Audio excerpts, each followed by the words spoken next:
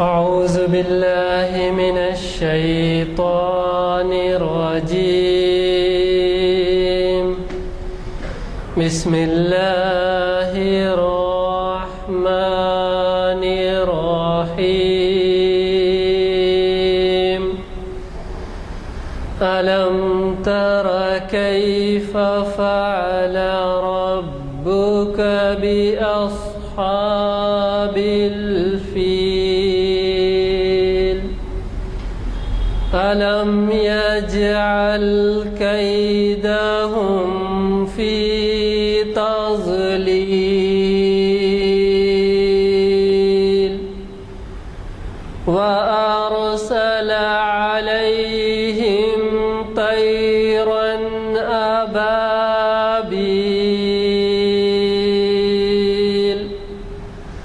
ترميهم بحجارة من سجيل فجعلهم كعصف مأكول. صدق الله العظيم.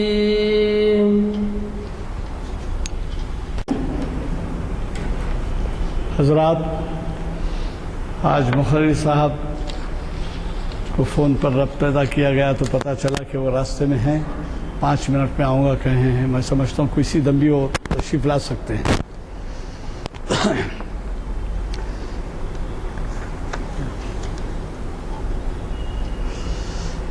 ابھی نماز عصر کی جماعت کے بعد اعلان کر دیا گیا ہے، اور آج یعنی 15 سپٹمبر 2014 عیسوی مطابق 19 ذی-القعدہ 1435 ہجری بروز پیر آپ ہم کانفرنس ہال جامع مسجد عالیہ گن فاؤنڈری میں ایسی نشست میں شرکت کر رہے ہیں جس میں شریعت انفارمیشن سروس کی 539ویں نشست ہے، اور اسے آپ ہی کے جانے پہچانے مقرر مفتی سید الیاس ہاشمی ندوی صاحب مخاطب کر رہے ہیں.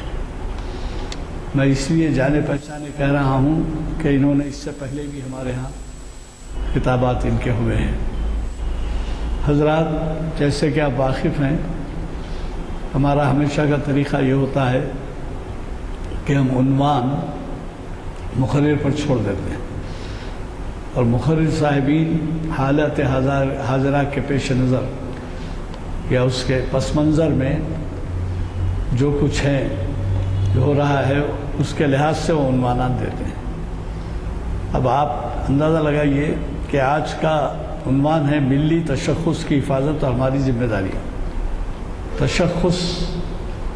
عام طور پہ ایسا استعمال نہیں ہوتا لفظ، مطلب یہ ہے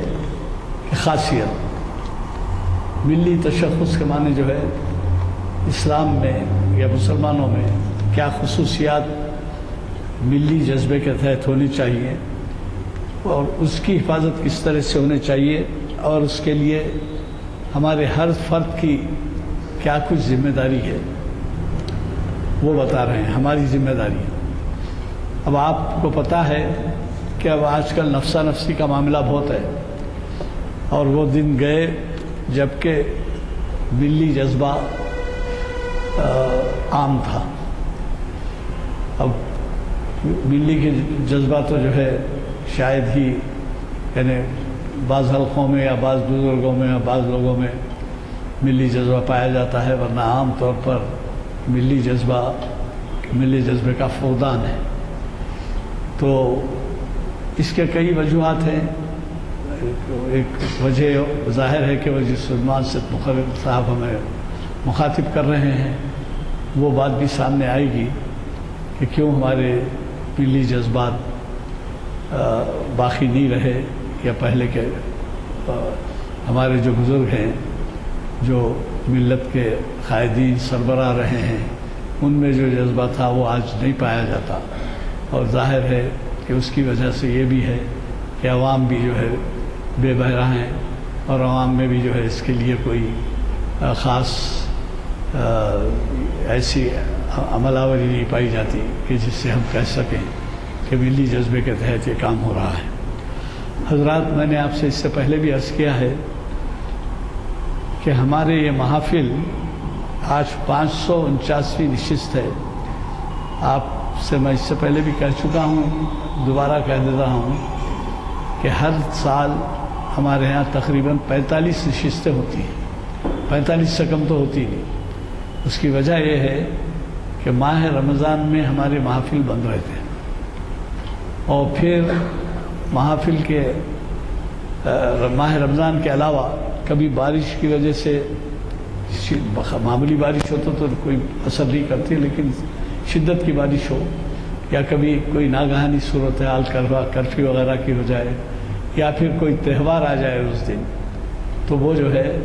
ہماری محافل ملتوی ہوتی ہے۔ ورنہ 45 کے لیے اب آپ 549 میں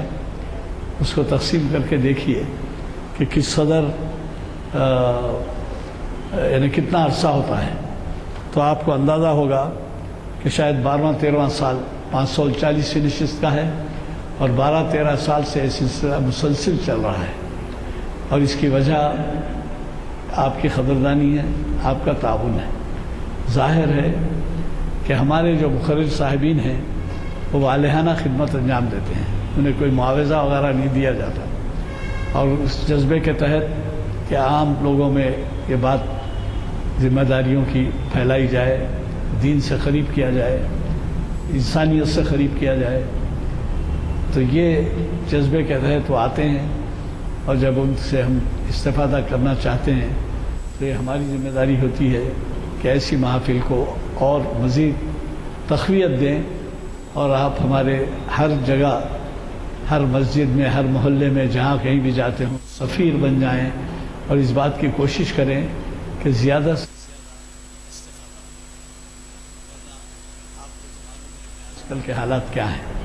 آج کل کے حالات میں نوجوانوں کے لیے ٹی وی ہے، کھیل کود ہے، گپ شپ ہے، اور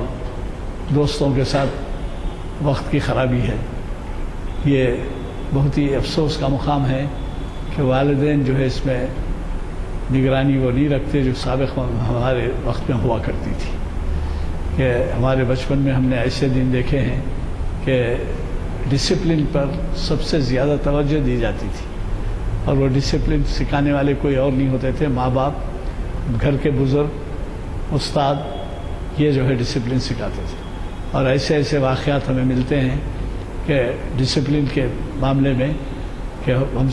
ہم اس سے کئی گنا بہت کچھ سبق سیکھ سکتے ہیں۔ جیسے مثال کے طور پر سر سید احمد خان کا ایک واقعہ بتا دوں آپ کو کہ انہوں نے کچھ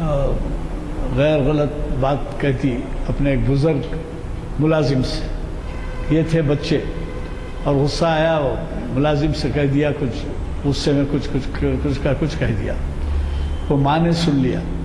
اور سر سید احمد خان کے بارے میں تو آپ جانتے ہیں کہ وہ کتنے بڑے بزرگ تھے جو علی گڑھ قائم کیے ہیں، اور پھر ان کی تاریخ اگر پڑھ کے دیکھیں تو ایسے دور سے گزرے ہیں جبکہ ان کے بے حساب مخالفین بھی تھے، اور وہ یہ کہہ رہے تھے کہ یہ انگریزی طرز تعلیم دے کر اسلام سے دور کر رہے ہیں۔ اور آج وہی علی گڑھ سارے ہندوستان میں ایک جانا مانا ادارہ ہے، جس کو نہ صرف ہر مسلمان قدر کی نگاہ سے دیکھتا ہے بلکہ غیر مسلم بھی وہاں پر اس کی قدردانی کرتے ہیں، اور گورنمنٹ جو ہے بے حساب، یعنی بے حساب کیا، بہرحال بہت بڑے عطیہ جو ہے اس یونیورسٹی کے لیے دیتی ہے۔ اور اس لحاظ سے وہاں پر اب وہ بات صرف ایسی نہیں رہی کہ خالی مسلم اسٹوڈنٹس پڑھتے ہیں، بلکہ شاید اگر میں غلطی نہیں کر رہا ہوں تو ایک کثیر تعداد، ایک متعدد تعداد جو ہے غیر مسلم لوگوں کی یا غیر اردو داں لوگوں کی بھی ہوتی ہے۔ تو میرے خیال میں وہ دور نہیں رہا۔ تو میں یہ کہہ رہا تھا آپ سے کہ وہ کس طرح سے ملازم سے اپنے تھوڑا سا کچھ ناروائی سے پیش آئے، کچھ گفتگو میں ہوئے، تو ان کی والدہ نے یہ کہہ دیا کہ جب تک تم ان سے معافی نہیں مانگو گے تمہارا ناشتہ بند۔ تو نتیجہ یہ ہوا کہ سر سید احمد خان کو ملازم سے کے پاس ندامت کے ساتھ پیش ہونا پڑا، ان سے معافی چاہی گئی، پھر اس کے بعد ان کو جو ہے کھانا بحال کیا گیا، ناشتہ بحال کیا گیا۔ تو اب آپ یہ اندازہ لگائیے کہ ایسے ایسے واقعات آپ کو ملتے ہیں استاد اور شاگرد کے کہ اب آج کا دور نہیں رہا. اور قدیم زمانے میں جائیے تو ایک خلیفہ کے 2 بیٹوں میں جھگڑا کائی کے لیے ہوا. جھگڑا اس لیے ہوا کہ وہ جب ان کے معلم صاحب جو ہے پڑھانے کے بعد جوتا ایک جگہ چھوڑ دیے تھے تو وہ تلاش کرنے لگے تو وہ دونوں جو خلیفہ کے بیٹے تھے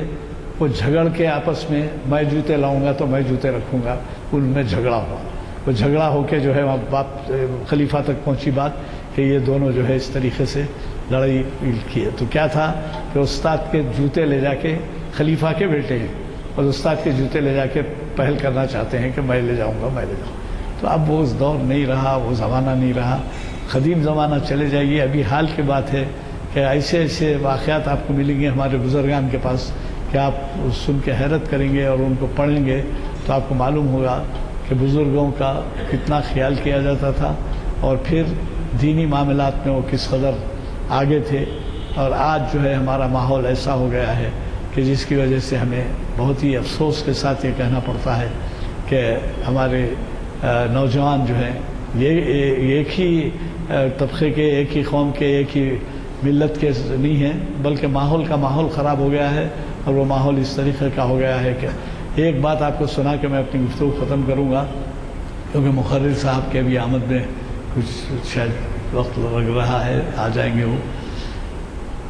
آج سے میرا اندازہ ہے 35-40 سال قبل میں نے یونائٹڈ نیشنز کی ایک رپورٹ پڑھی تھی اور وہ رپورٹ یہ تھی کہ یعنی وہ ہوئی تھی دلی میں کانفرنس ہوئی تھی اور اس اقوام متحدہ کا ایک ونگ ہے سوشیو اکنامک ونگ ہے اس کا, ایک تعلیمات کا اور سوشل اس کا. تو اس کے تحت یہاں پہ میٹنگ ہوئی تھی. بین الاقوامی نمائندے شریک تھے اس میں. تو دلی میں ہوئی تھی کانفرنس وہ. تو اس میں جو پیپرز پڑھے گئے اس میں یہ بتایا گیا کہ ہندوستان میں جو گرو چیلے کا رشتہ تھا اس پیریڈ میں دنیا میں کہیں نہیں تھا. بہت قدیم زمانے کی بات, شاید 3000-4000 سال پہلے, کرسچینٹی یا اسلام یا سکھزم یا کوئی اور آنے سے پہلے, بہت پرانی بات, کہ گرو چیلے کا جو رشتہ تھا وہ بہت زبردست رشتہ تھا. اور اسی زمانے میں کسی بھی دنیا کے حصے میں ویسا رشتہ یا ویسا ادب لحاظ گرو کا چیلے کا کہیں نہیں ملتا تھا. اس کے ساتھ اس نے محقق نے یہ لکھا اپنے مضمون میں کہ مجھے اس بات پہ افسوس ہوتا ہے, ایک فارینر ہے وہ, ہندوستان میں کانفرنس ہو رہی ہے, وہ یہ لکھتا ہے کہ آج دنیا میں کسی جگہ گرو چیلے کا رشتہ اتنا خراب نہیں ہے جتنا کہ ہندوستان میں. یعنی وہ پیریڈ ایسا تھا جس میں ٹیچروں کی مار پیٹ بھی ہوا کرتی تھی, اگر نقل نہیں کرنے دیے تو گالی گلوچ بھی ہوتے تھے اور پھر بدلے لیے جاتے تھے. تو وہ پیریڈ کا ذکر ہے یہ, جبکہ اس طرح کے واقعات ہو رہے تھے اور اس نے حوالہ دیا ہمیں ایسے موقع کا. تو میں آپ سے اس وجہ سے ان باتوں کا ذکر کیا کہ آج ہمارے مفتی الیاس ہاشمی صاحب نے جو عنوان دیا ہے ہمیں, وہ ملی تشخص کی حفاظت اور ہماری ذمہ داریاں, یہ بڑا ہی اہم عنوان ہے. اور ایسے عنوان سے ہمیں بہت کچھ سیکھنا ہے, سبق لینا ہے اور عمل آوری کرنا ہے اس کی. خالی یہ نہیں کہ نشستن و گفتن و برخاستن. آپ کو تو معلوم ہے فارسی میں ایک مقولہ ہے, نشستن تو سمجھتے ہیں آپ بیٹھنا, نشست ایک ساتھ, گفتن بات کرنا, اور برخاستن برخاست ہو جانا. تو اگر ہم یہ نشستن و گفتن و برخاستن میں لیتے ہیں تو کچھ سیکھ ہی نہیں سکیں گے. اگر ہم ایسی صحبت میں بیٹھ رہے ہیں جس سے ہمیں کچھ حاصل کرنا ہے تو سب سے پہلے عمل آوری کی طرف دھیان دینا ہے. اور عمل آوری کے لیے اقبال کے شعر پہ میں گفتگو ختم کرتا ہوں. عمل سے زندگی بنتی ہے جنت بھی, ساکی اپنی فطرت میں نہ نوری ہے نہ ناری ہے. رحمۃ اللہ وبرکاتہ. الحمد للہ رب العالمین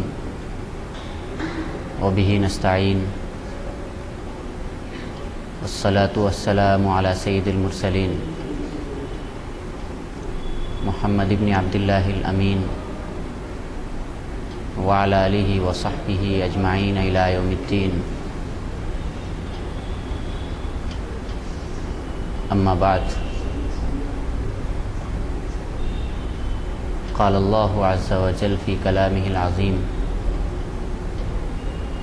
اعوذ باللہ من الشیطان الرجیم، بسم اللہ الرحمن الرحیم. ان الدین عند اللہ الاسلام. صدق اللہ العظیم. بزرگان محترم اور عزیز دوستو،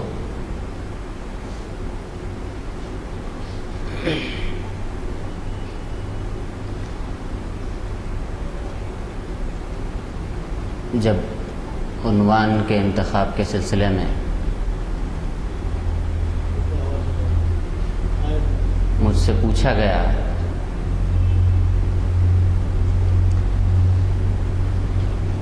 تو خیال آیا دل میں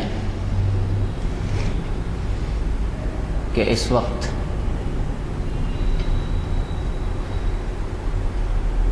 جس عبوری دور سے ملت اسلامیہ ہندیہ خاص طور پر اقتدار کی تبدیلی کے بعد میں گزر رہی ہے، اس میں سب سے بڑا چیلنج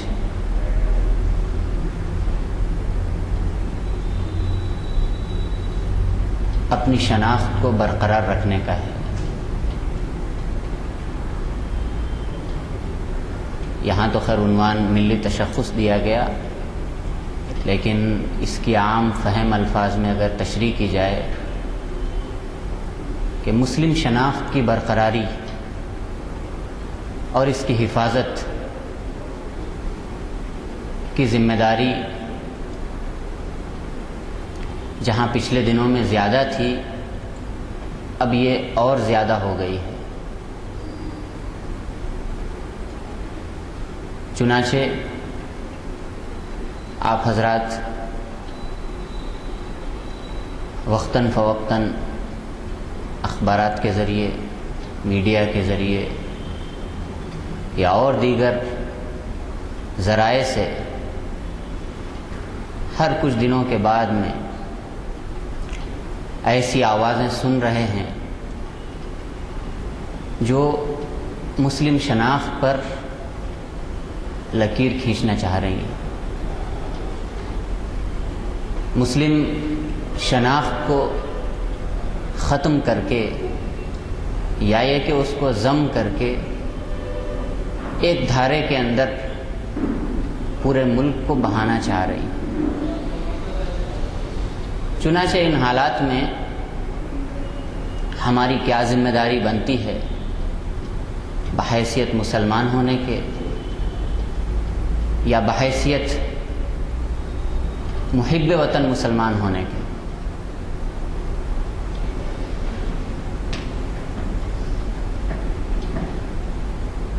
سب سے پہلے تو ایک چیز سمجھنے کی ہے کہ اسلام اپنی ساخت کے اعتبار سے کیا ہے. اسلام اپنی ساخت کے اعتبار سے مذہب بھی ہے، تہذیب اور کلچر بھی ہے، اور نظریہ حیات بھی ہے، نظام حیات بھی. یہ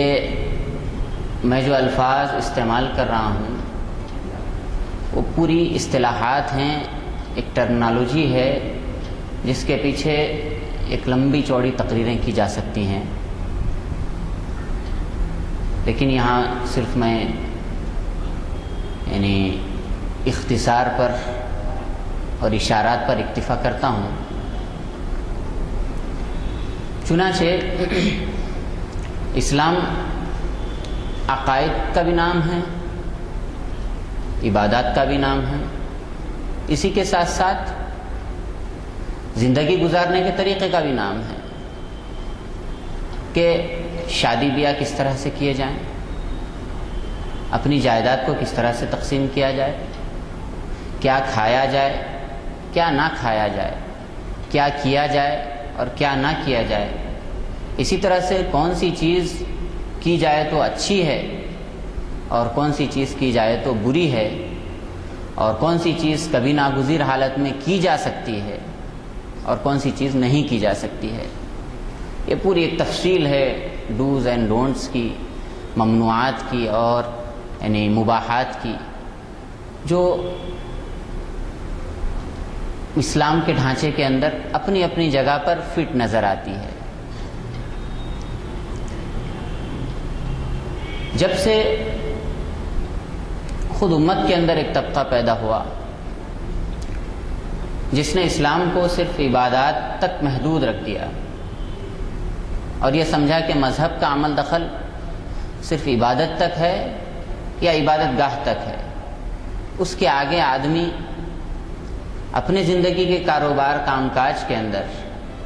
اور اپنے داخلی و خارجی مسائل کے اندر آزاد ہے، جب سے یہ فکر پروان چڑھی تو پھر اس کے بعد سے ملی تشخص کی حفاظت ایک مستقل عنوان بنا کر کے پیش کرنے کی ضرورت پیش آئی۔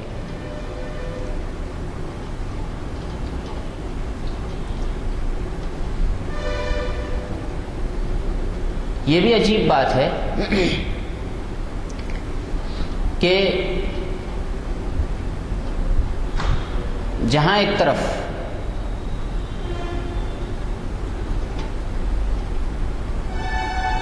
مسلمان اسلام کے لیے غیرت مندی کا اور ملی حمیت کا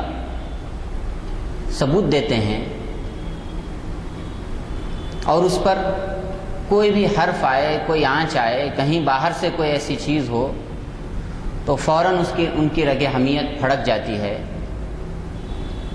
لیکن جب اسی اسلام کو اپنی زندگیوں میں امپلیمنٹ کرنے کا اور اپنی زندگیوں کے اندر ان کی تطبیق کا یا ان کو نافذ کرنے کا مرحلہ آتا ہے تو پھر سب سے زیادہ کوتاہی ہم ہی لوگوں سے ہوتی ہے۔ بہرحال اس مختصر سی تمہید کے بعد میں اصل گفتگو کرنا چاہوں گا کہ ملک کی تقسیم کے بعد یہاں پر ہندوستان کے اندر ملت اسلامیہ ہندیہ نے دو اہم فیصلے کیے۔ ایک تو یہ کہ ہم یہیں رہیں گے، اسی ملک کو اپنا وطن بنائیں گے اور اس ملک کو ہم چھوڑ کر نہیں جائیں گے۔ اسی کے ساتھ ساتھ دوسرا اہم فیصلہ بھی مسلمانوں نے کیا کہ ہم یہاں رہیں گے اپنے پورے تشخص کے برقراری کے ساتھ، اپنے مذہب پر مکمل عمل کرتے ہوئے اور اپنے مذہب کے ایک نقطے سے بھی دستبردار نہ ہوتے ہوئے ہم اس ملک کے اندر زندگی گزاریں گے۔ چنانچہ ملی تشخص کی حفاظت کی کوششیں یا ہے کہ اسلام جو نظریہ حیات، نظام حیات ہے، اس کے بقا اور تحفظ کی کوششیں اسی وقت سے شروع ہوئی اور اس کے لیے مختلف عنوانوں سے مختلف موقعوں پر مختلف تحریکیں چلائی گئیں۔ مسلم پرسنل لا بورڈ کا قیام بھی اسی کا ایک سلسلے کی کڑی ہے اور دیگر بہت سے ایسے مواقع پر ملت اسلامیہ ہندیہ نے اس تعلق سے غیرت مندی کا ثبوت دیا۔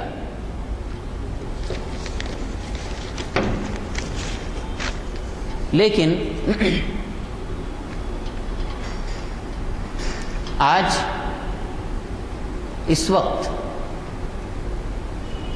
خاص طور پر ایک مذہب کو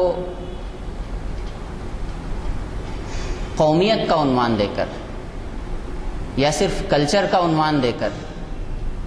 پورے ملک پر مسلط کرنے کی جو کوشش کی جا رہی ہے، یہ بالکل کسی بھی اعتبار سے ناقابل قبول ہے۔ سب سے پہلا تو سوال یہی ہوتا ہے کہ یعنی ہندوستانی مسلمان ہندی ہیں یا ہندو ہیں؟ بہت بڑا دونوں میں فرق ہے۔ یا جو ہے ہندی کی یا وہ یا نسبتی ہے کہ ملک ہندوستان سے جغرافیائی اور وطنی تعلق رکھنے والے، نہ کہ مذہبی تعلق رکھنے والے۔ پھر قومیت اپنی جگہ پہ الگ چیز ہے، مذہب اپنی جگہ پہ الگ چیز ہے، ثقافت اپنی جگہ پہ الگ چیز ہے، نظام حیات اپنی جگہ پہ الگ چیز ہے۔ تو آج جو اصطلاحات کو گڑمٹ کر کے، خلط ملط کر کے جس چیز کی طرف، جس فکر کی طرف، جس مشن کی طرف قدم بڑھائے جا رہے ہیں، یہ وہ موقع ہے کہ اس وقت ملت اسلامیہ ہندیہ کو اپنے تشخص کے لیے اور اپنے ملی تشخص کی بقا اور تحفظ کے لیے بہت زیادہ چوکنا رہنے کی ضرورت ہے۔ کیوں؟ اس لیے کہ اسلام نے پورا نظام حیات دیا ہے جس کے اندر ہر چیز کا طریقہ اور ہر چیز کے لیے راہ عمل، رہنمائی موجود ہے۔ اور جب آدمی ایک دفعہ اسلام کا پٹا اپنے گلے میں ڈالتا ہے، اسلام کا قلادہ اپنے گلے میں ڈالتا ہے، تو پھر وہ اس پورے نظام حیات کا پابند ہوتا ہے، اور اس کے اندر پھر اس کی وہ انفرادی آزادی، یعنی اس دائرے سے ہٹ کر کے اس کی وہ آزادی نہیں رہتی کہ اپنی مرضی سے جو چاہے کرے۔ کیوں؟ اس لیے کہ اسلام نام ہے دین کا، اور دین کہتے ہیں اپنے آپ کو سرنڈر کرنے اور کسی کے تابع ہو جانے کا۔ تو اس وقت یہی بحث اقبال کے اس شعر کا اکثر حوالہ آ رہا ہے کہ ہندی ہے ہم وطن ہیں، جبکہ اقبال نے ملت کی اور یعنی مذہب کی واضح جو تفریق کی اور تفصیل بیان کی کہ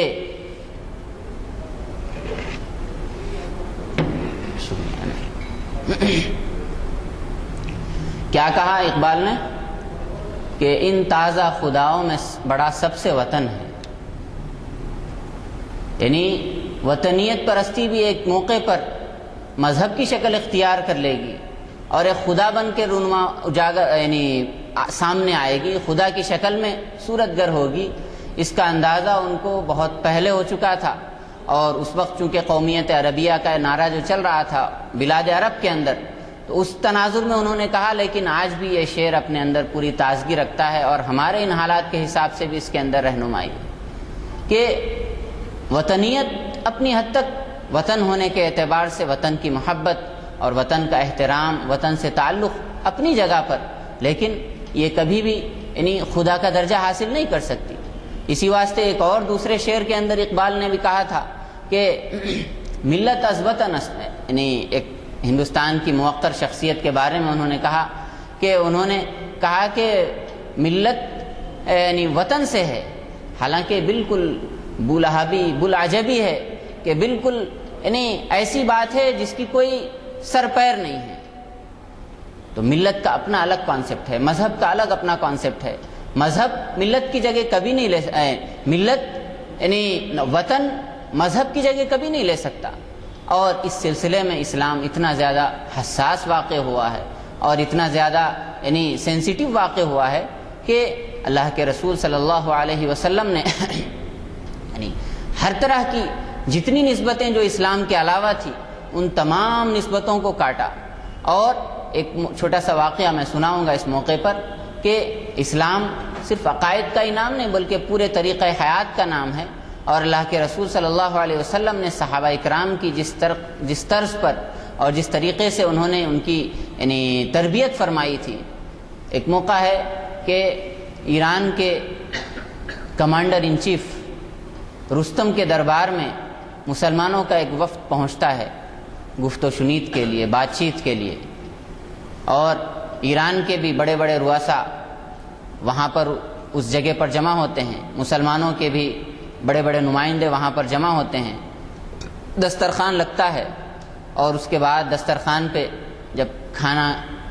شروع ہوتا ہے تو اتفاق سے وہ صحابی رسول جو کہ اس رفت کے ایک نمائندہ تھے، ان کے ہاتھ سے ایک لقمہ گر جاتا ہے، ان کے ہاتھ سے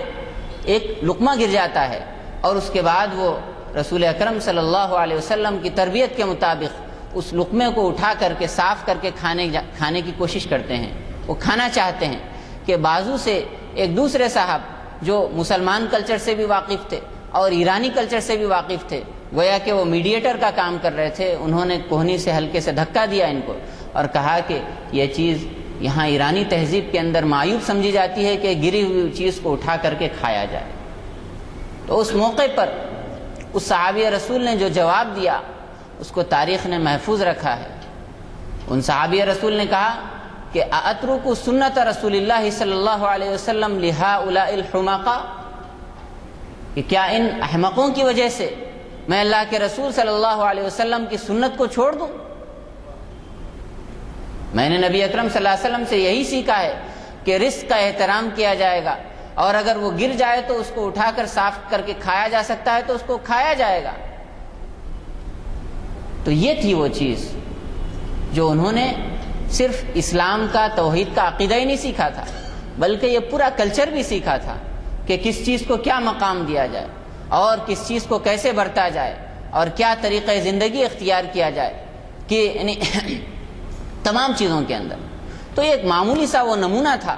جو وہ اسلامی کلچر پر یعنی فخر کرتے تھے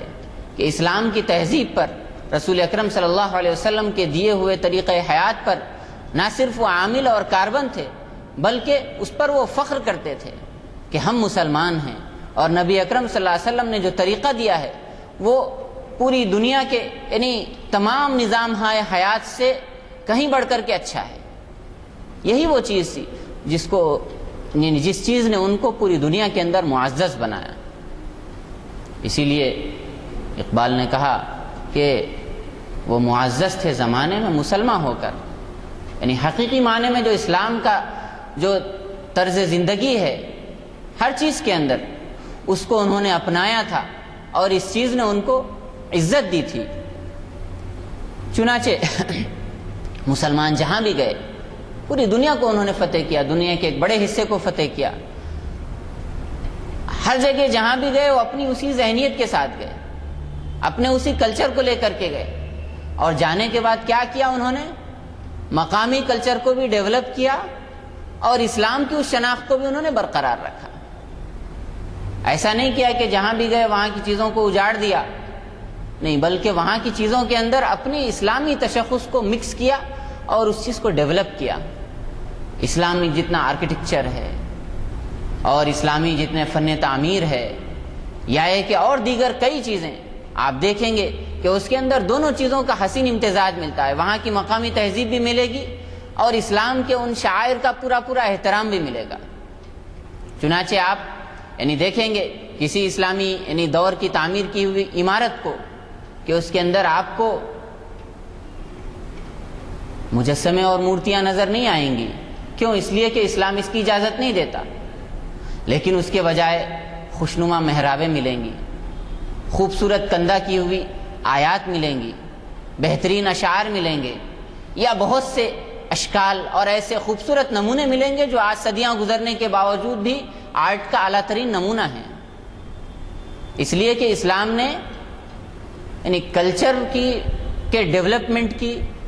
تہذیب اور ثقافت کے ترقی کی کبھی بھی ہمت شکنی نہیں کی، بلکہ اس کو ڈیولپ کیا، لیکن رولز بتا دیے کہ خطوط کھینچ دیے کہ ان چیزوں کو فالو کرتے ہوئے پھر آپ اس کے اندر مزید کچھ چاہیں تو اضافہ کر سکتے ہیں۔ مثال کے طور پر مسلمانوں نے مصوری کو رواج نہیں دیا، منیچر یا وہ تصویریں جس کے اندر کسی جاندار کی تصویر بنائی جاتی ہو اس کی اجازت نہیں دی۔ اس لیے کیا کیا؟ مسلمانوں نے خطاطی کے فن کو رواج دیا۔ خط کے ایسے ایسے نمونے یعنی وجود میں آئے کہ دوسری قومیں یا دوسری تہذیبیں ان چیزوں سے خالی ہیں، یا اور دیگر جتنی بھی چیزیں آپ لیتے جائیں گے آرٹ کی لائن سے، کلچر کی لائن سے، تو آپ کو یہ چیزیں ملیں گی کہ مسلمانوں نے کلچر کو نہ صرف ڈیولپ کیا بلکہ اس کو اپنے عروج پر پہنچایا، لیکن اسی کے ساتھ ساتھ ان کے ذہن میں پہلے دن سے یہ تھا کہ ہم بنیادی طور پر مسلمان ہیں، لہذا کوئی ایسی چیز نہیں آنی چاہیے جو اسلام سے متصادم ہو، اسلام سے ٹکرانے والی ہو۔ چنانچہ پورے اسلامک آرٹ کے اندر، اسلامک کلچر کے اندر آپ کو یہ چیزیں نہیں ملیں گی، تصویریں نہیں ملیں گی، یا وہ چیزیں نہیں ملیں گی جو ممانعات کی یا ممنوعات کی شکل سے ہوں۔ تو اس کلچر کو مسلمانوں نے ڈیولپ کیا، اور اس تہذیب کو وہ جہاں بھی گئے، دنیا کے جس کونے کے اندر بھی، وہاں کی مقامی تہذیب کو بھی پروان چڑھایا، اس کے ساتھ ساتھ اس کے اندر یہ اسلامی عناصر کو انہوں نے شامل کیا۔ خیر یہ تو یعنی ثقافت اور کلچر کے حوالے سے چل رہی تھی بات، لیکن آج جو مسئلہ یعنی اس وقت ہمارے سامنے ہے، اس وقت ہماری اپنی شناخت کا ہی مسئلہ بنا ہوا ہے، ہماری اپنی شناخت کا ہی مسئلہ بنا ہوا ہے کہ ہمارے جو آئلی قوانین ہیں اور ہمارے یعنی جو پرسنل لا ہے، یا وہ چیزیں جن کا تعلق انسان کی گھریلو زندگی سے یا نجی زندگی سے ہوتا ہے، اس کو بھی ایک دھارے کے اندر ضم کرنے کی کوشش کی جا رہی ہے، اور باقاعدہ اس کے لیے یعنی پوری پلاننگ ہو چکی ہے۔ کیوں؟ اس لیے ہوتا یہ ہے کہ جب کسی قوم کے تشخص کو ختم کر دیا جاتا ہے، کسی قوم کے تشخص کو ختم کر دیا جاتا ہے، تو پھر اس قوم کے مذہب کی بقا کی بھی زیادہ ضمانت نہیں لی جا سکتی، بہت دنوں تک وہ قوم پھر اپنے اس مذہب پر باقی نہیں رہ سکتی۔ جیسا کہ ہندوستان کے بارے میں یعنی عربی کتابوں کے اندر یعنی لکھا ہوا اکال الامم، یہاں پہ کئی قومیں آئیں اور آ کر کے یہیں پر مرج ہو گئیں، یعنی قوموں کو کھا لینے کی جگہ، قوموں کو نگل لینے کی جگہ ہے، یعنی کئی تہذیبیں یہاں پر آئیں اور یہاں کی یعنی مین اسٹریم میں اور یہاں کے مرکزی دھارے کے اندر شامل ہو گئیں، بہہ گئیں، لیکن اسلام بس وہ ایک کلچر رہا، یا اسلام وہ ایک مذہب رہا، اور اسلام کی وہ ثقافت رہی جس نے اپنے تشخص کو آج تک برقرار رکھا ہے، اور یہاں پر اس چیز کو ضم ہونے نہیں دیا، جس کی اس وقت میں کوششیں بہت زوروں کے ساتھ میں چل رہی ہیں، اور اس کے لیے اس وقت ہم کو پلاننگ کرنے کی ضرورت ہے، اور اس سلسلے میں بہت زیادہ حساس ہونے کی ضرورت ہے۔ یہاں تک میں یعنی نبی اکرم صلی اللہ علیہ وسلم نے صحابہ اکرام کے وہ نام تک تبدیل کیے، یعنی صحابہ اکرام جب اسلام قبول کرتے تو اس کے بعد ان کا نام پوچھتے کہ آپ کا نام کیا ہے، تو اگر وہ نام ایسا ہوتا جس کے اندر جاہلیت کی بو آتی، یا جس کے اندر شرک کی بو آتی، یا جس کے اندر ایسے مفاہیم یا ایسے معانی نکلتے جو اسلام سے متصادم ہیں، تو اللہ کے رسول صلی اللہ علیہ وسلم اس کو برداشت نہیں کرتے تھے، بلکہ اس نام کو تبدیل کر دیتے تھے۔ ایسی کئی مثالیں ہیں کہ صحابہ اکرام کے ناموں کو آپ نے تبدیل فرمایا۔ کیوں؟ اس لیے کہ اس کے اندر یعنی کفر کی، شرک کی بو آ رہی تھی۔ تو اسی واسطے اسی کلچر کی حفاظت کا ایک حصہ یہ بھی تھا کہ اسلام نے انٹر ریلیجن میرج کی اجازت نہیں دی، بین مذہبی شادی کی اجازت نہیں دی، اس کو کبھی بھی قابل قبول نہیں قرار دیا۔ چنانچہ بے شمار آیتیں ہیں اس وقت، جیسے وَلَا تَنْكِحُوا الْمُشْرِكَاتِ حَتَّى يُؤْمِنَّ، کہ مشرک عورتوں سے اس وقت تک نکاح مت کرو جب تک کہ وہ ایمان نہ لے آئیں، جب تک کہ وہ بھی اسی مذہب کے پیرو نہ ہو جائیں جس کو تم مانتے ہو۔ اسی طرح سے ایک دوسری جگہ پر وَلَا تُمْسِكُوا بِعِصَمِ الْكَوَافِرِ، کہ وہ عورتیں جو اب تک تمہارے نکاح میں تھیں کافر عورتیں، ان کو تم اب مزید کنٹینیو کرنے کی ضرورت نہیں ہے اگر وہ اسلام قبول نہیں کرتی ہیں۔ تو ایسی کافرہ عورتوں کو اپنی زوجیت سے خارج کر دو اگر وہ تمہارے دین پر نہیں آنا چاہتی ہیں، یعنی لانے کے اوپر زبردستی کا کوئی ثبوت نہیں ملتا، لیکن اس بات پر تو اسلام کا زور دیتا ہے کہ ایسی عورتوں کو اپنے نکاح میں مت رکھو۔ آج جو پروپیگنڈا کیا جا رہا ہے لفظ جہاد کا، بالکل واہیات اور بکواس قسم کی چیز ہے کہ بھائی لفظ جس کو عشق کہتے ہیں اور جس مروجہ معنی میں جو استعمال ہوتا ہے، اس کا اسلام سے تو دور دور تک کا بھی تعلق نہیں۔ اسلام نے تو بس ایک ہی عشق سکھایا ہے، وہ ہے عشق حقیقی، عشق مولا ہما اولا۔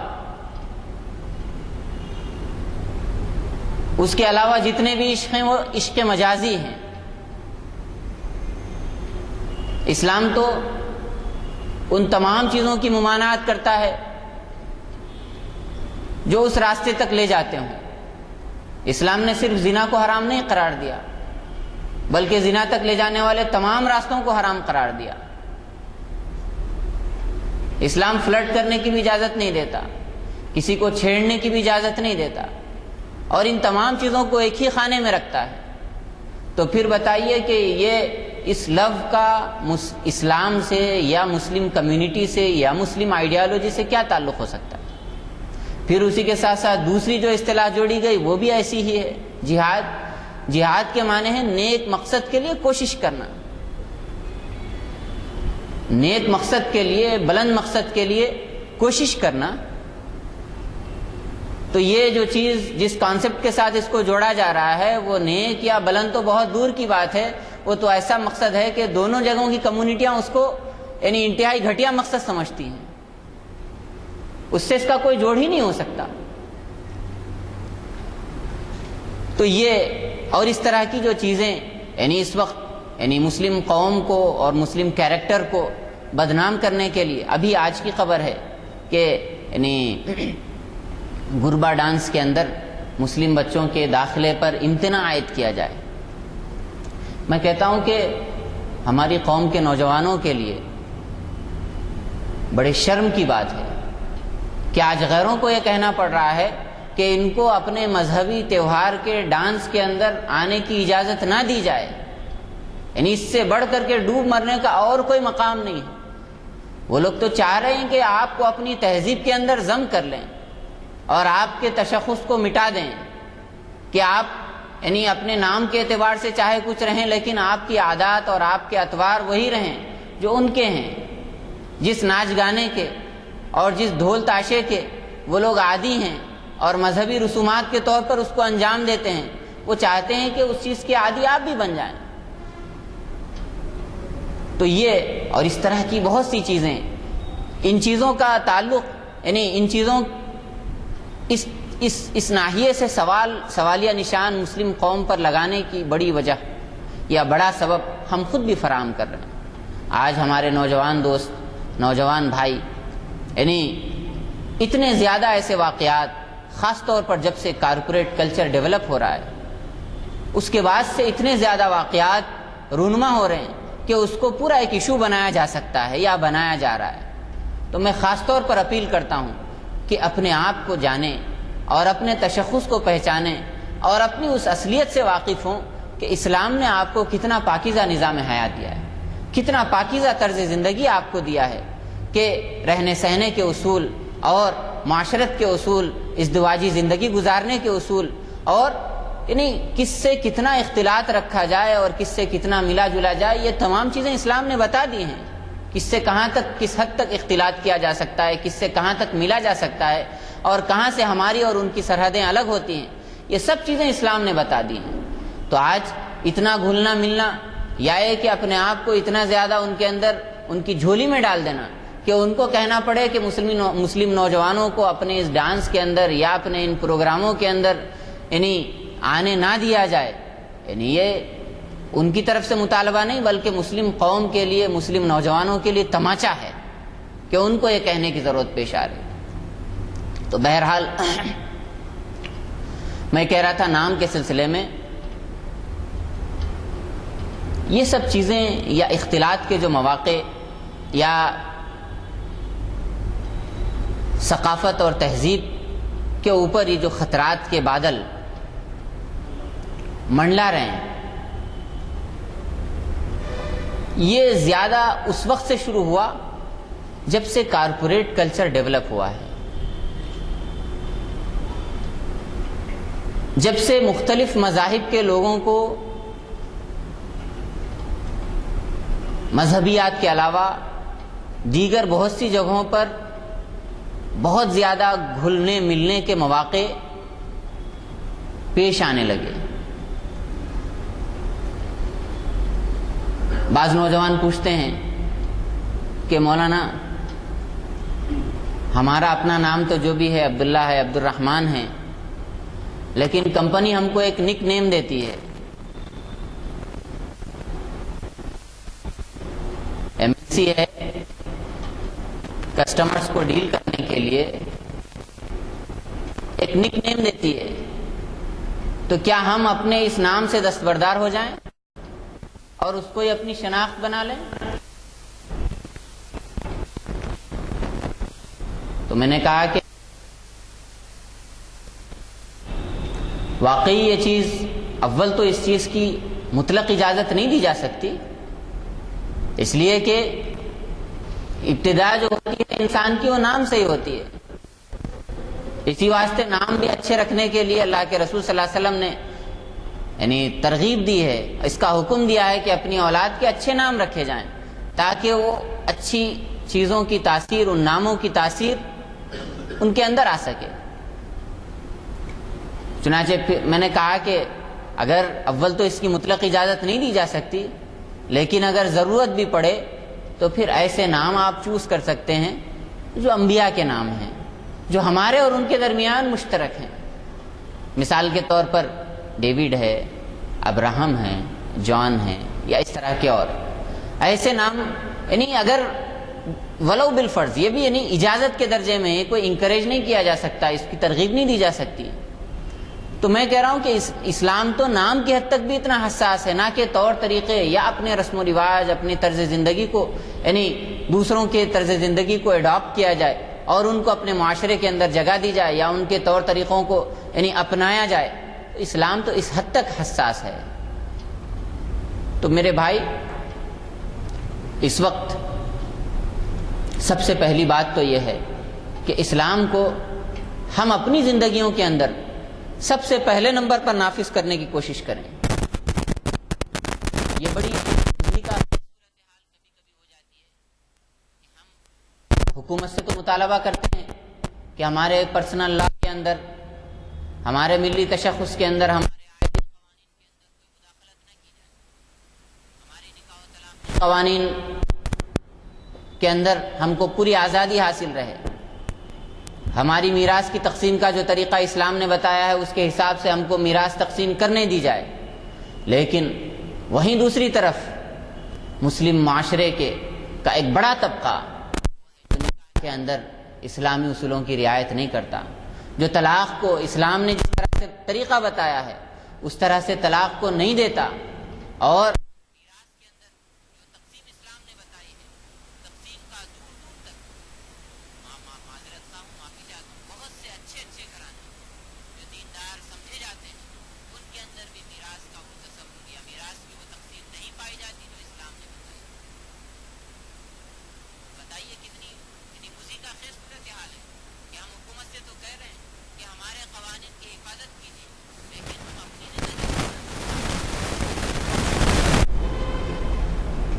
ہم حکومت سے تو کہہ رہے ہیں کہ ہمارے قوانین کے اندر چھیڑ چھاڑ نہ کی جائے،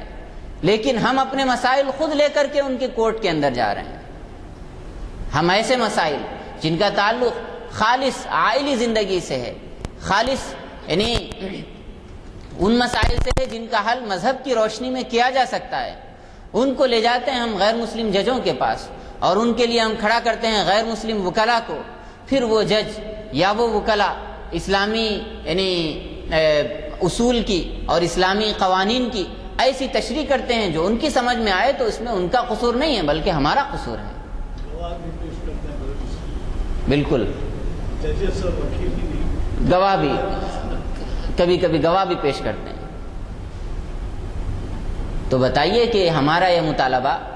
کہ ہمارے تشخص کی حفاظت کی جائے اور ہم خود اپنی زندگیوں کے اندر اسلامی تشخص کی حفاظت نہ کریں، تو اس سے بڑھ کر کے شریعت کے ساتھ اور کوئی مذاق نہیں ہوگا۔ تو بہرحال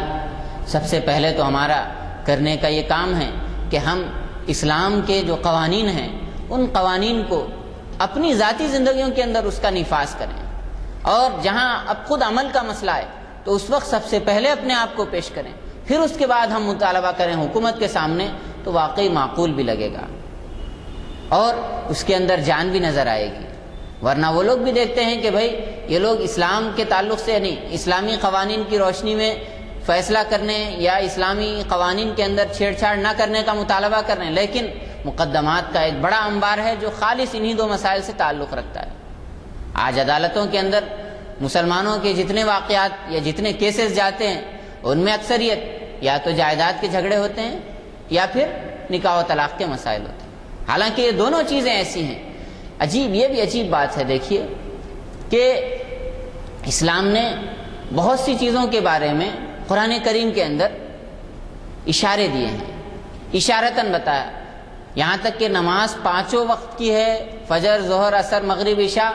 یہ کہیں آپ کو قرآن میں نہیں ملے گا۔ لیکن نکاح و طلاق کے مسائل، میراث کے مسائل اتنے کھلے کھلے واضح انداز میں قرآن کریم نے بیان کیے ہیں جتنی کوئی اور چیز کو بیان نہیں کیا۔ ہر ایک کا حصہ کتنا ہے میراث کے اندر، کس کو کتنا ملے گا، کس حالت میں کس کو کتنا ملے گا، یہ تمام کی تمام تفصیلات، یعنی اتنی باریکیوں کے ساتھ کوئی اور چیز کو بیان نہیں کیا۔ اسی طرح سے طلاق کے مسائل بھی جتنی وضاحت کے ساتھ میں قرآن کریم نے بیان کیے، دوسرے کسی اور مسئلے کو نہیں بیان کیا۔ لیکن امت کی بڑی اکثریت، امت کی اکثریت آج انہی 2 مسئلوں کے اندر سب سے زیادہ سرگرداں، حیران و پریشان اور سب سے زیادہ یعنی آپسی تنازعات کا شکار ہے، جبکہ یہ دونوں مسائل ایسے تھے کہ بہت ہی آسانی کے ساتھ مذہب کی روشنی میں حل کیے جا سکتے تھے۔ تو بہرحال یہ غور کرنے کی ضرورت ہے، سوچنے کی ضرورت ہے۔ اسی طرح سے اصل چیز، جیسا کہ میں نے کہا کہ اس وقت یعنی مسئلہ صرف ایک کلچر کا نہیں ہے کہ آپ یعنی مسلم کلچر کو ختم کرنے کے در پہ ہو رہے ہیں، بلکہ اس وقت تو تہذیبوں کا جو تصادم ہے وہ ہندو یا مسلم کلچر کا نہیں ہے، بلکہ مشرقی اقدار اور مغربی اقدار کا ہے، کہ ایسٹرن کلچر اپنی جگہ پر الگ ہے، ویسٹرن کلچر اپنی جگہ پر الگ ہے۔ اس وقت مغربی اقدار یا ویسٹرن کلچر پوری دنیا کی مقامی تہذیبوں کو نگل رہا ہے گلوبلائزیشن کے حوالے سے۔ تو میں کہوں گا یعنی ہمارے برادران وطن سے بھی کہ آپ کسی ایک کلچر کو ڈومینیٹ کرنے کے بجائے اپنے خود اس کلچر کے تحفظ کا اور مشرقی اقدار کے بحال کرنے کی مہم کو چلائیے آپ آگے، اس لیے کہ ہندوستان کی جو تہذیب رہی ہے وہ حیا کی تہذیب رہی ہے، اور یعنی ہندوستان کی جو یہاں کا جو یعنی رواداری کا کلچر رہا ہے، اور یہاں کا بھائی چارے کا کلچر رہا ہے، اور یہاں کا ایک دوسرے کو برداشت کرنے کا کلچر رہا ہے، اس کلچر کو پروان چڑھانے کے لیے آپ آگے آئیے، ہم بھی آپ کے ساتھ میں ہیں۔ جی ٹائم ہو، اچھا ٹھیک ہے، خیر اس عنوان سے یہ چند باتیں اس وقت سامنے یعنی ذہن میں آئیں۔ اللہ تبارک و تعالی ہم سب کو کہنے سننے زیادہ عمل کی توفیق عطا فرمائے، اور خاص طور پر اپنے کردار کو مضبوط کرنے کی کوشش، مضبوط کرنے کی توفیق عطا فرمائے، کہ ایک مسلمان دنیا کے جس کونے میں بھی جائے اس کو دیکھتے ہی، اس کے عادات و اطوار کو دیکھتے ہی، اس کے چہرے بشرے کو دیکھتے ہی اور اس کے ساتھ برتاؤ کرتے ہی یہ بات سمجھ میں آ جائے کہ یہ شخص مسلمان ہے۔ آج اس چیز کو اپنے اندر، کردار کی اس بلندی کو اپنے اندر پیدا کرنے کی ضرورت ہے۔ خاص طور پر میں نوجوان بھائیوں سے، نوجوان دوستوں سے اس بات کی گزارش کروں گا کہ وہ اپنے آپ کو ایک نمایاں اور ممتاز کریں، پازیٹیو وے میں، نہ کہ نیگیٹو سینس میں۔ آج مسلمان کا مطلب ایک جو منفی وہ ہو رہا ہے، اور غیروں کو یعنی اس طرح سے یعنی ایک ایشو بنانے کا موقع مل رہا ہے، اس کا موقع ہم خود اپنے طور پر فراہم نہ کریں۔ اور اسی طرح سے یعنی میں بزرگ حضرات سے، معمر حضرات سے بھی یہ اس بات کی کوشش کروں، یعنی اپیل کرتا ہوں کہ بحیثیت صدر خاندان کے گھروں کے اندر جتنے مسائل ہوتے ہیں ان کو کوشش اس بات کی کریں کہ ہم جہاں تک ہو سکے مذہبی ڈھانچے کے اندر، مذہبی فریم کے اندر ان کو حل کرنے کی کوشش کریں۔ اللہ تبارک و تعالی ہم سب کو ان باتوں پر عمل کی توفیق عطا فرمائے۔ آخر دعوانا کیا، لیکن اس کا مصرع پڑھا انہوں نے، دوسرا نہیں، یعنی ثانی مصرع نہیں پڑھا۔ ہاں، ان تازہ خداؤں میں بڑا سب سے وطن ہے، جو پیرہن نے اس کا ہے وہ مذہب کا کفن ہے۔ سنت کی تکمیل کے بارے میں آپ کہہ رہے تھے، ایک واقعے کا آپ نے ذکر کیا کہ کیا ایران کی تہذیب میں جو روایت ہے، رواج ہے، اس کو سنت ترک کر دوں؟ تو مجھے ایک بات یاد آئی ہمارے ایک بہت ہی بڑے بزرگ حال میں گزرے ہیں جن کا نام ولی قادری صاحب ہے، جو انجینئر تھے. اور ولی قادری صاحب جو ہے، میں آپ سے ان کی کیا خوبیاں بیان کروں. ہماری مسجد کمیٹی کے بھی صدر رہے ہیں وہ، اس کی تعمیر میں بھی ان کا بڑا حصہ ہے. اسٹرکچرل انجینئر وہ کام کیے اس میں. تو ان کو میں نے کئی دعوتوں میں، جو بڑی ہی ایسی سمجھی جاتی تھی ویسٹرن کلچر کی، اس میں بھی ہوتے تو انگلیاں چاٹتے تھے. تو جب ان سے پوچھا گیا تو انہوں نے کہا کہ یہ سنت ہے. تو ایسوں میں بیٹھ کے کہ جس میں کوئی مسلم کلچر کا ٹیسٹ نہیں نظر آتا، ان کو دیکھنے سے یہ پتہ چلتا کہ وہ ایسی جگہ بھی بیٹھ کے سنت کی تکمیل کر رہے ہیں. اور آپ نے ہندو اور ہندی کے بارے میں کہا، تو اقبال کا ہی مصرع کوٹ بھی کیا گیا شاید، ہندی ہیں ہم وطن ہیں ہندوستان ہمارا، ہندو ہیں ہم وطن ہیں نہیں کہا انہوں نے. کیا کہا انہوں نے؟ ہندی ہیں ہم وطن. آئیڈینٹیفیکیشن، ایرانی ہیں، جاپانی ہیں، چینی ہیں، ہم ہند کے رہنے والے ہندی ہیں، ہندو نہیں ہیں. جب ہندو نہیں ہیں تو یہ جو کوشش ہو رہی ہے کہ ایک ہی سانچے میں سب کو ڈھالا جائے، اب یہ کہاں تک آگے بڑھتی ہے یہ دیکھنا ہے. اس وجہ سے کہ ہندوستانی دستور میں تمام شہریوں کو مساوی حق دیا گیا. کسی کو 2 ووٹ ڈالنے کا حق نہیں ہے، ہر ایک کو 1 ہی ووٹ ڈالنے کا حق ہے. اور پھر یہ کہا گیا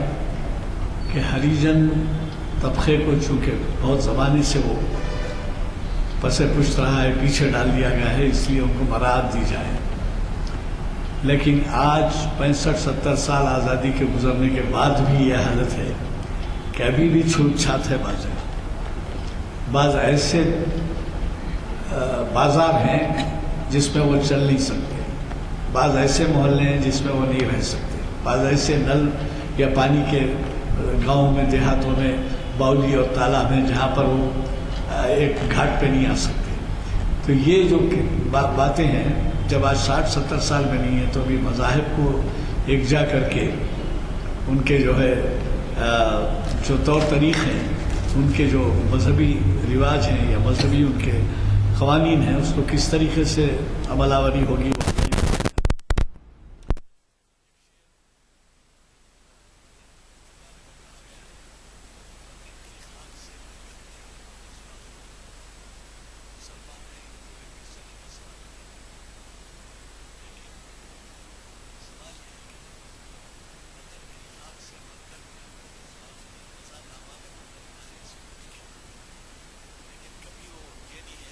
مذہب آپ سنے ہوں گے، اس کے باوجود کہ ہمارے پاس اتنے امتیازات ہیں. حال ہی میں ایک واقعہ پیش آیا، ایک مسلم لڑکی کو اس طریقے سے اس کی پرورش کی گئی، کسی مقام پر پرورش کی گئی کہ ہندو ماں باپ نے، یعنی ہندو جوڑے نے ایک اپنے پڑوس میں جب کوئی گزر گیا اور اس کے کوئی نہیں رہے تو وہ بچی کو لا کے رکھ کے اسلامی طور طریقے کے اوپر اس کی پرورش کی اور اس کی پوری تعلیمی ذمہ داری لے کر اس کو اسی طریقے سے، بلکہ یعنی روزہ رکھا کے، نماز پڑھا کے، سب کر کے اس نے شادی دلا دی. ایسے بھی لوگ ہیں، یہ نہ سمجھیے کہ ایسے لوگ نہیں ہیں، اور یہ قدر کرنے والے بھی ہیں. ہم کو بڑی خوشی ہوتی ہے کہ آج بھی ایسے لوگ ہیں جو انصاف پسند ہیں. پروفیسر وینکٹیشورلو میرے ایک استاد تھے جو قانون پڑھاتے تھے، جورسپروڈنس کہتے ہیں، فلسفہ قانون. ابتدائی زمانہ میری تعلیم کا 1956-57 میں میں اس میں تھا، LLB فرسٹ سیکنڈ ایئر میں. تو وہ پڑھاتے پڑھاتے ایک دفعہ بولے، اچھا ایسی جماعت کے جس میں 100 طالب علم پڑھ رہے تھے LLB میں تو 10 مسلمان نہیں تھے. تو اس میں انہوں نے یہ کہا تھا کہ صاحب مجھے یہ بات بڑی پسند ہے کہ مسلمان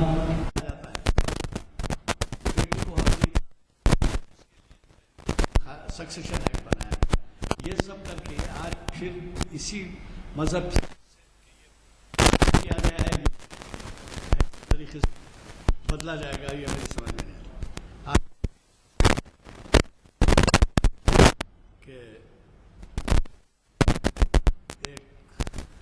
نیتا نے یہ کہا ہے، اعلان کیا ہے کہ مدرسوں میں دہشت گردوں کو پڑھایا جا رہا ہے، ٹیررسٹ یا جہادی کہیں کیا ہے، میں جو بہت ہی اب کل سے دیکھیں گے آپ اخبارات میں اس کے بارے میں جو آئے گا، ابھی آج بھی آیا ہے کچھ، لیکن میرا اندازہ ہے کہ ایسے لوگوں کو جب تک کہ حکومت چیک نہ کرے یا ان پہ پابندیاں عائد نہ کریں کہ اس طریقے سے کسی کسی مدرسوں پہ حملہ ہو، تعلیمی کے نظام پہ حملہ ہو، تو اس کو برداشت کیا جا سکے۔ یہ مذہب کا خیز بات ہے۔ اس کے لیے آپ کو پتہ بھی ہے کہ ایک بہت بڑا انگریز فلسفی تھا، لارڈ برنارڈ شاہ، لارڈ نہیں تھا شاید، برنارڈ شاہ تھا، لارڈ برنارڈ شاہ، جارج برنارڈ شاہ، فلسفی تھا اور اس کا مطالعہ کافی وسیع تھا۔ اس نے کہا کہ اسلام بہترین مذہب ہے۔ اب آپ کے بارے میں کیا بولا وہ سنو، مسلمان بدترین قوم ہے۔ اب یہ جو ہے آج کے ٹاپک سے کس قدر اس کو جو ہے جوڑ سکتے ہیں۔ بدقسمتی یہ ہے کہ مفتی صاحبان کی صحبت بھی نہیں چاہتے آپ۔ مفتی صاحبان کا نام آیا تو چلے آنا اور بیٹھ کے ان سے کچھ استفادہ کرنا، اس محفلوں سے برکت حاصل کرنا نہیں ہے۔ کافی لوگ آئے ہیں لیکن میں چاہتا ہوں کہ اور بھی مزید آئیں، مزید ہمارے ساتھ ہیں۔ میں دعا کی گزارش کروں، جیسے میں نے کہا چہارشنبے کا خطاب مت بھولیے، کشمیر سے متعلق بال دعا۔